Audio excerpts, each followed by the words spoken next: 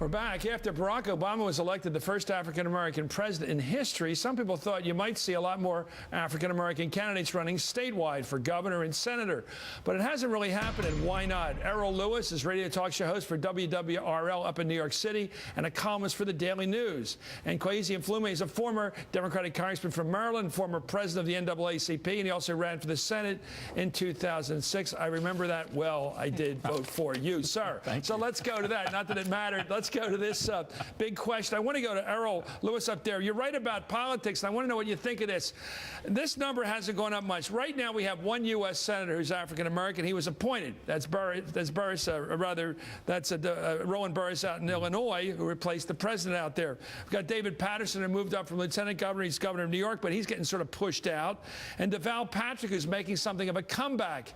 It's not a strong percentage of power for people that represent, last time I looked, 13% of the American electorate. Yeah, well, it depends, though. I got to be honest with you, Chris. I mean, if you look at some of the other positions, if you look at some of the candidates who are running for positions like Attorney General out in California, if you look at some of the black leaders that are running some of the state legislatures around the country, and that's at record highs in a lot of cases. We've got a guy here, John Sampson, here in New York, who's the head of the Senate, by far the second most powerful position in New York state politics.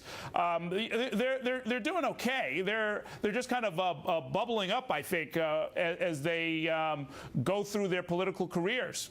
Does that bug you up there? Just to stay in New York, there's a historic notion of a balanced ticket in New York. It's an ethnically balanced ticket. It isn't this year. Does that bother you? No African-American running for a big office up there. Well, you know, I mean, here again, you know, if you had to choose between having if let's say you're into tribal politics, if you want a member of your tribe. Isn't New York historically into tribal politics? I mean, tell me something.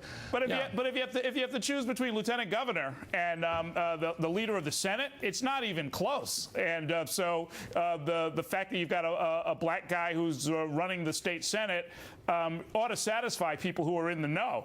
The fact that you don't have somebody in the relatively meaningless and powerless position of lieutenant governor, okay, I can live with that. I'm not sure how other people feel about it.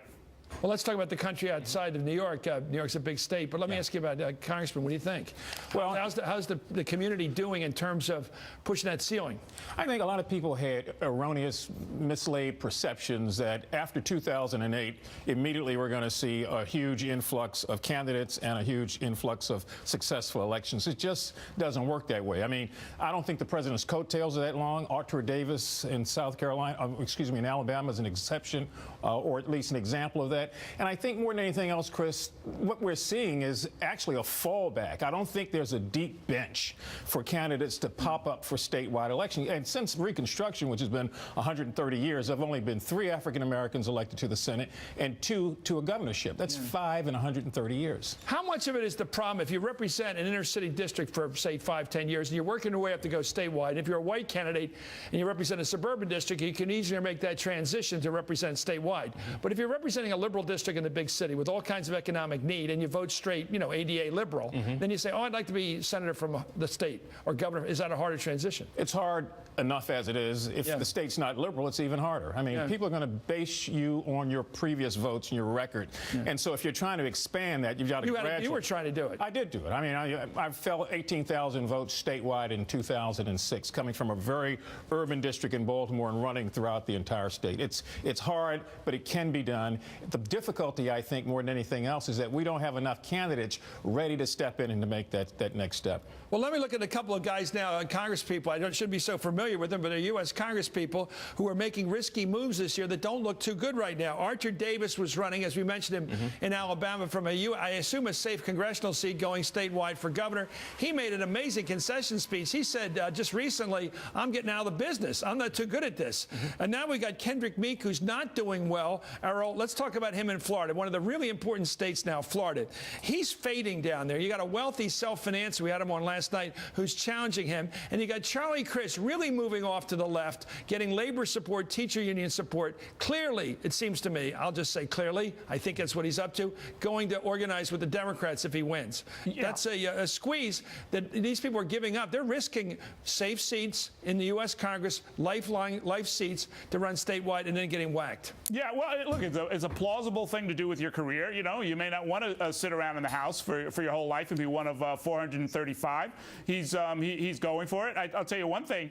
Every state senator in this country, every lower level official thinks that they can do what Obama did, or at least they're inspired by him, so he's taking a shot at it. Now, you know, in the particulars in Florida politics, we know it's a divided state, so it's sort of a hard nut to crack. Governor Chris, the sitting governor, is having problems over on the right. Kendrick Meek having some problems over on the left. It's a very independent state. It can go any which way. And so Meek, who's got some other problems, you know, he's got a little mini scandal that he's been tarred by. It's not clear how all of that's going to work. He's somebody I don't know if I would read all that much into it, to tell you the truth. I mean, you've got a number of other candidates running and all around the country, and I think they're going to do considerably better than Kendrick Meek. Errol, you've raised my level of sophistication on this issue dramatically. Thank you for coming on. I've never heard it put so positively at all these levels, like state senate leadership. Now, you know, Artur Davis, that's a case study for political science for years to come, because you don't run away from your base. And his base gave up on him. Absolutely. Well, you used to always say politics is local. Translated means you take care of your base first. That's where your strength is. That's when the black leaders went to the white candidate and saw it tap down. It's so sophisticated. Thank you, Errol Lewis. Thank you, Mr. Mfume. Thank you. When we return, let me finish with some thought about who the true winners will be in the 2010 midterms. I'm going to make some predictions. You're watching Hardball, only on MSNBC.